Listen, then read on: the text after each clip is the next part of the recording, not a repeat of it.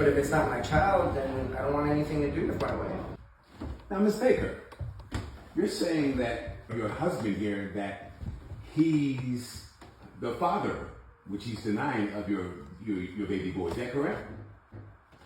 And Mr. Baker, you're saying it's medically impossible for you to be the father of your child with Ms. Baker.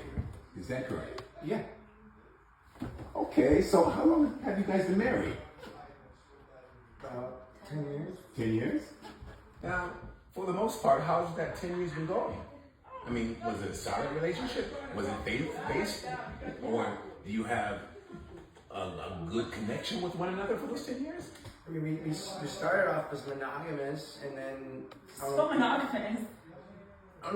things just happen, and Unless there's something I don't know about. Okay, tell me about this pregnancy here. You're saying that the child is already born. How old is the child at this time? 4 months. 4 months, okay, 4 months.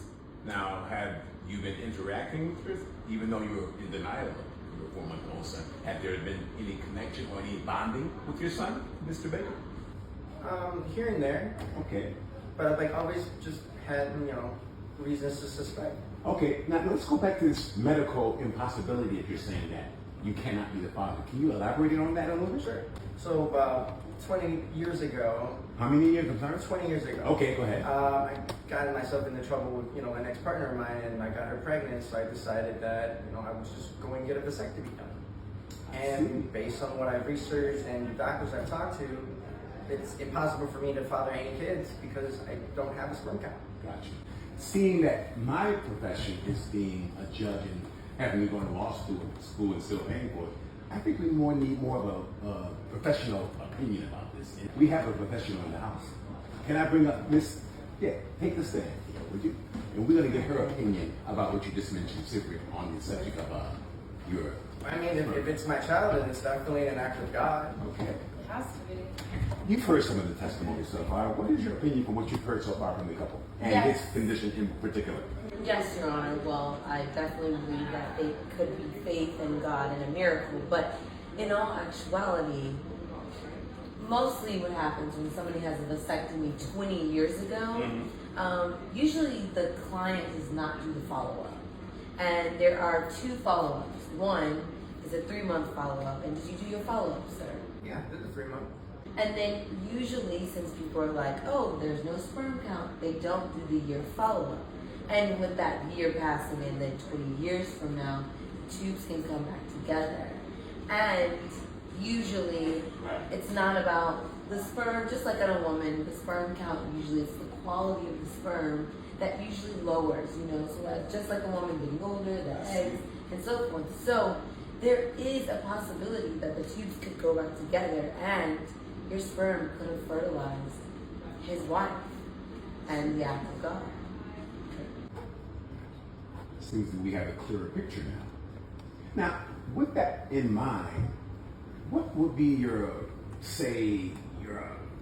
plan, seeing that once we discover or reveal the actual proof of the DNA, what will be your plan going forth? Should you be the father? I mean, if I'm the father, then of course I'm going to take responsibility for it. Okay. But if it's not my child, then I don't want anything to do with my wife, which clearly means she wasn't faithful to me. It's not true. You know I had a drinking problem. If I blacked out, I don't remember anything happening. Yeah, but that doesn't mean that things didn't happen just because you blacked out. I don't see why anyone would be in the house. Have you considered the connection you've already made with this 4-month-old child? Seeing that you've already made some kind of bonding, and if you leave her with her condition as far as she's trying to battle alcoholism and having faith in the Lord that He's going to take care of her, which I believe He will,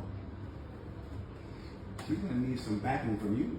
I mean, sure, I can be supportive as a friend, but I can't be intimate with somebody that's not faithful to me. I am faithful. Okay. Now, seeing that we've gotten this far, I think it'll be a good time to present the DNA to kind of find out where we are in this and perhaps come to a conclusion. Okay. Now, these diagnosis reports have been certified and as goes as follows. In the case of Mr. Baker, of fathering 4-month-old Caleb, according to these records, and they are very, very accurate, it says here, Mr. Baker, you are the father.